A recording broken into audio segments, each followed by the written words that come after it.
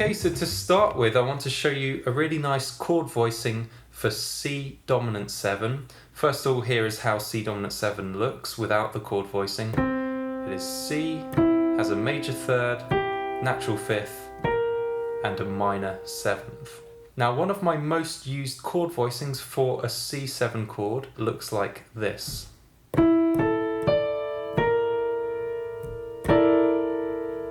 Now, why did I play it in a funny order? Well, the reason is that is the order that I think of this chord in. So for me to find this chord voicing, first of all, I go to the major third, which is E, and then I build a stack of fourths up to the ninth. And then last of all, I just add in the seventh, which I think of as being a half step above this middle note.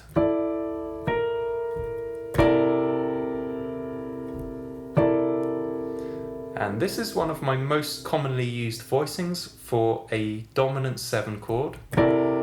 So to practice building this, let's just go around a few different root notes. Can you tell me which notes I'm going to play for an F dominant 7?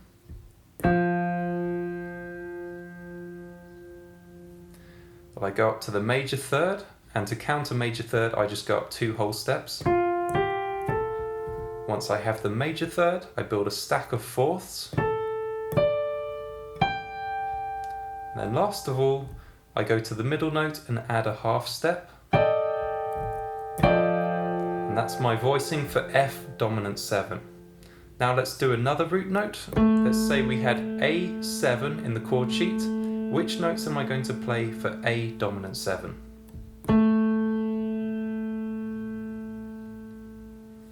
First of all, find the major third, is C sharp, build a stack of fourths, and last of all, add a half step above this middle note. And that's my chord voicing for A dominant 7. And one last example, how would I play this chord voicing for D flat dominant 7?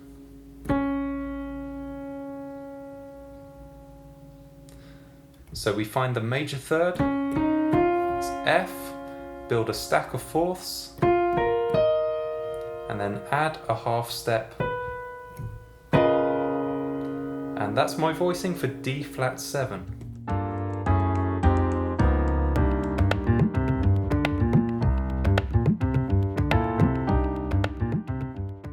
So that's the first voicing I want to show you. Now in my Tritone Substitution lesson, I showed you that you can precede any target chord. A target chord is just a prominent chord that's at a key point in the music. You can precede any target chord by just going up a half step and building a dominant 7 chord. So let's say we had a C major 7 in the chord sheet, and that was our target chord, and we want to precede it by going up a half step and playing a D flat dominant 7 chord. Even though it's not written in the music, we just want to add in a chord. So we'll play this chord voicing, the D flat 7, the chord voicing I just showed you, and then it's going to resolve down to C major 7, and here is my chord voicing for C major 7.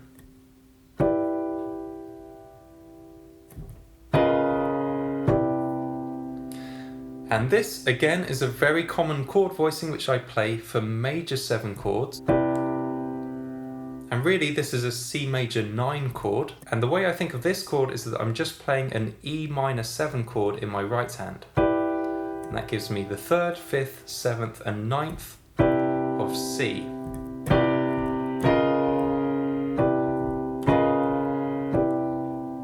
So now let's just practice building this major 7 voicing from a few different notes. How about if we had G, a G major 7 chord? How would I play this chord voicing for a major 7 chord? Well, I'm just going to go up to the major third, and I'm going to build a minor 7 chord, so B minor 7, and that's our chord voicing. Let's take one more example. If we had a B flat major 7 chord, how am I going to voice this major 7 chord? Well, again, just go up to the major third, and build a minor 7 chord, so D minor 7, and that's my chord voicing. So now it's going to get a bit more fun. Let's try preceding this chord by going up a half step and building a B dominant 7 using the first chord voicing that I showed you. So which notes am I going to play for B dominant 7? Well, if you remember the first chord voicing, we go up to the major third, which is D sharp, build a stack of fourths, add a half step to the middle note. Then this is going to resolve down to B flat major. Again, for the major chord voicing, go up to the major third and play a D minor 7 chord.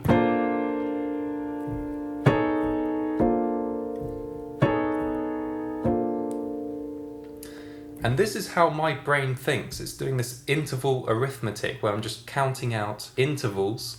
And if you want to get good at jazz, there's no way around counting intervals like this. You have to get good at counting intervals. It's almost sort of like the one main thing that you just have to get really good at is counting intervals, because every scale, every chord voicing, every lick, all they are is intervals which you have to memorize. So let's do another example. Say we had an E flat major 7 chord coming up in the chord sheet. That's our target chord. Which chords and which notes would I play to precede an E flat major 7 chord? Well, if we're using this tritone substitution approach of adding a passing chord, we would go up a half step to E. Now we'll build a dominant 7 chord. To do that, we play that voicing where you go up to the major third,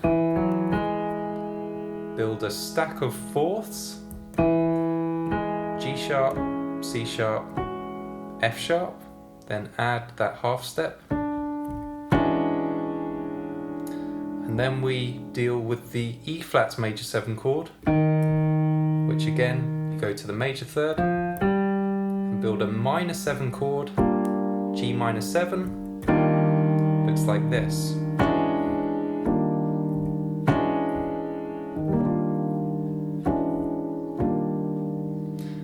And one other idea that you could use is that for this major 7 chord, if we look at C major 7 for a second, you could beef up this chord voicing a bit and just play a stack of fifths in the left hand with the same E minor 7 chord in the right. And it's basically the same voicing that I showed you first, but it just sounds fuller compared to... This can sound a bit bare, depending on the register. Sounds more full if you're down here, but up here can sound like something's missing here, so sometimes I do this. Stack of fifths, and then a minor 7 chord in the right hand built from the major third of the chord. Okay, so practice exercise number 1 is to go through the 12 notes on the keyboard at random and to just tell yourself, okay, G, we're going to have a G major 7 chord, that's going to be our target chord, and I'm going to precede it with some tritone substitution. So I'm going to go up a half step, play an A flat dominant 7 chord, and then you find the notes to the voicing of the dominant 7 chord. So you find the major third, fourth, fourth, then add a half step in the middle,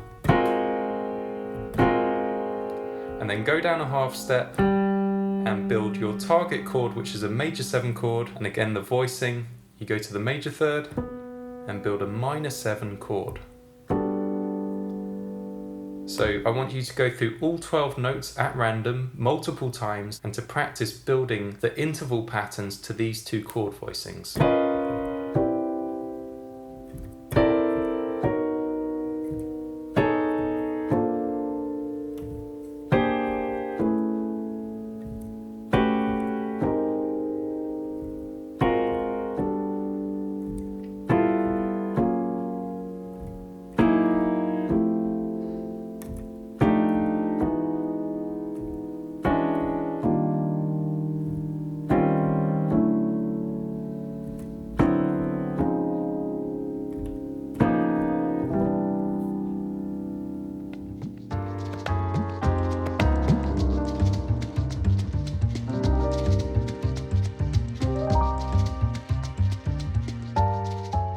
Okay, so the next pattern I'm going to show you is almost the same as the last pattern of the dominant 7 going to major 7 chord, except this time we're going to resolve to a minor 7 chord. Now here is my favorite, or sort of most used, voicing for C minor 7. If I see C minor 7 in the chord sheet, root in the left hand, and I'll go to the minor third. So to count a minor third, go whole step and half step, and then we're going to build a major 7 chord.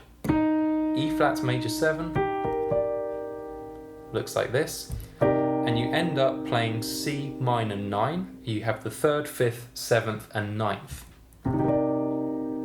So it's kind of like the opposite process that my brain goes through for the major 7 chord, because for a major 7 I count up a major 3rd and then I build a minor 7 chord, whereas for the minor 7 chord it's the other way round. I count up a minor 3rd instead of a major 3rd, and then I build a major 7 chord instead of a minor 7 chord. So if the chord's minor, I end up playing a major 7 chord in my right hand voicing, whereas if the chord's major, I end up playing a minor chord in my right hand voicing. So now let's try this tritone substitution resolution going to a minor 7 chord instead of the major 7. So if the chord sheet says C minor 7, which 2 chords am I going to play? I'll do this one with you. We'll go up a half step, build a dominant 7 chord using the same voicing we've been using. So go to the major 3rd, stack of 4ths, and then add a half step.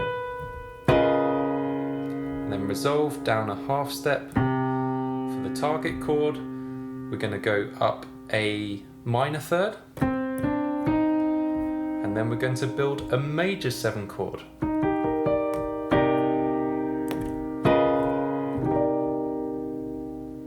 And again, if you like, you can always flesh this voicing out as well.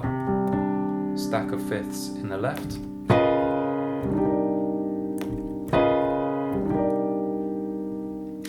Okay, so let's start practicing this resolution. Tell me which 2 chords I'm going to play and which voicings I'm going to play if we had a F minor 7 chord in the chord sheet and I wanted to precede it with some tritone substitution.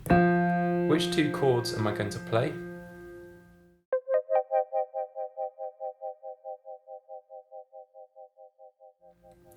Well, if you said G flat dominant 7 and F minor 7, you'd be correct. So next up, how am I going to voice these 2 chords?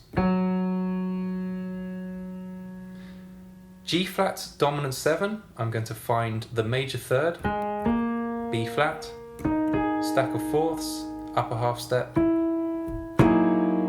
That's my voicing. Going to F minor 7. How am I going to voice F minor 7? Go up a minor 3rd, A flat, and I'm going to build a major 7 chord, which ends up playing an F minor 9 chord.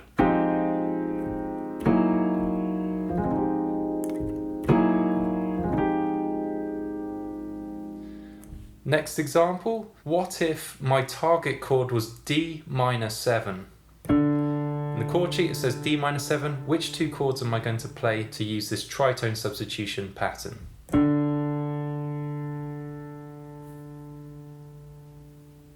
I'm going to play E flat dominant 7 and D minor 7, and then I'm going to voice them. E flat, go up to the major 3rd, it's G, stack of 4ths, half step.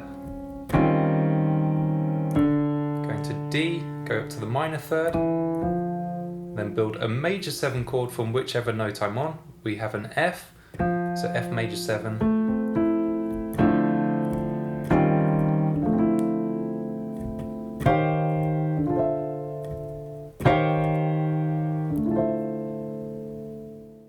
So that would be great practice if you went through all 12 notes and practiced this pattern.